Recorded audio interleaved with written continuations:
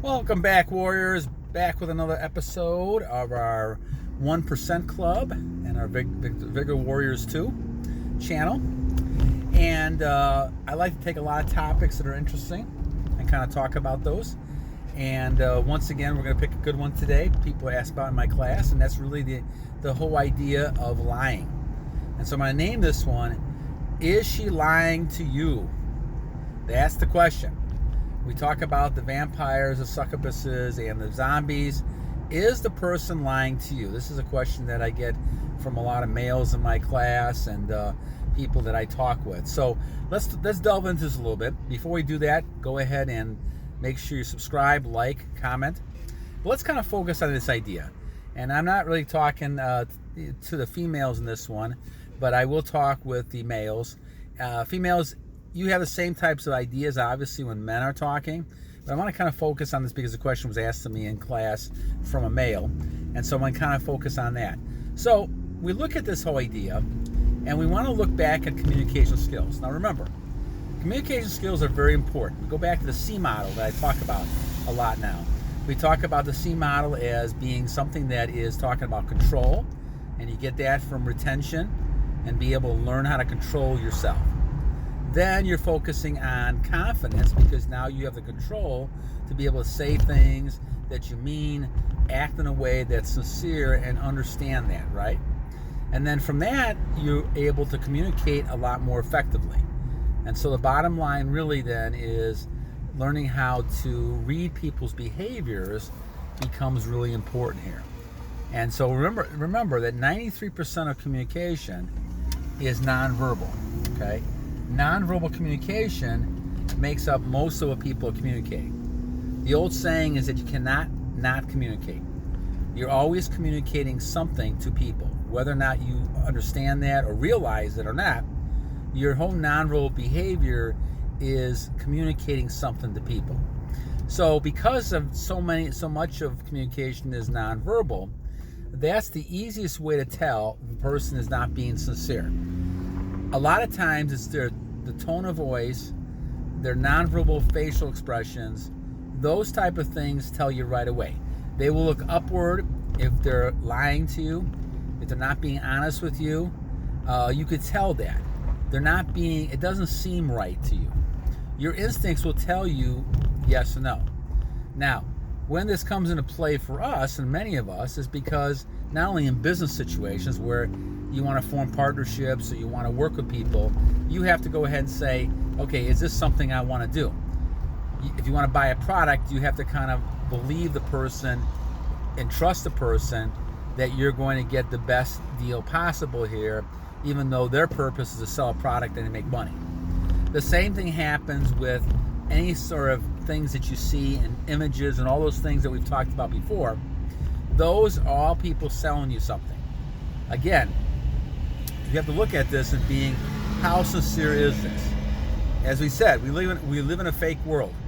And because we live in a fake world, it's very difficult to believe people who are talking with you. So you can just look at people and just look at the way they dress and things. They're always trying to look the best they are. Now, is that a real look? Well, of course, we've talked about that before.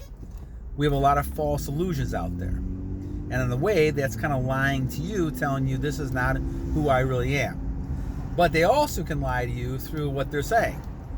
And what you have to do is kind of really become very observant. Now, in order to do this, we have to go back to our C formula, right? We have to kind of say that we have confidence, we have control, and now we're going to communicate effectively. So as you observe people, you have to look them in the eye. And that takes confidence, right? You're going to have to read their behaviors, look at their facial expressions, listen to their tone of voice, and not think about yourself. Don't think about rejection. Don't think about all those fears, things you have. And you can eliminate those things the more you're on your journey. Now you have time to focus on the other person to say, can I really trust what you're saying? Do I really trust the fact that if you're my girlfriend or boyfriend, that you're basically going to be loyal to me, right? Can I trust that? Now, we have a lot of issues in our current dating, situation, that a lot of people have multiple type partners. And this is something that I think is really a bad idea. And I'll just take it from the male perspective. Males, I think doing this kind of stuff is leading you down the path of losing your energy, getting sick, all these type of things happening because you're just not, you're not controlling yourself. The more you can control yourself, the better you're going to be in the long run. And when it comes to communication, you can actually identify those people who are lying to you, who are not being real with you, who are being false type illusions, and they're kind of selling you a bag of goods here that are really not good.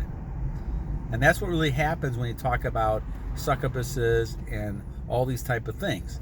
You may be kind of being led to the slaughter, right? And what I mean by that is you may be enticed and tempted by a bunch of illusions that eventually get into a situation and you lose your energy, and on top of that you may get diseases, you may end up getting people jealous, a lot of people upset with you, all these type of things happening because all of a sudden you got tempted into something that was really one big false illusion.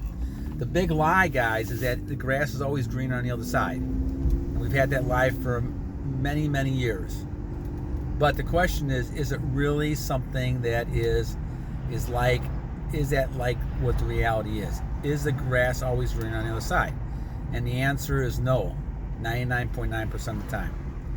Now, you may think it is because you're going through a hard situation. Maybe you don't get along with the person that you're with. Maybe there's a lot of stress going on, things like that. And you may think if I get rid of the situation, it's better off.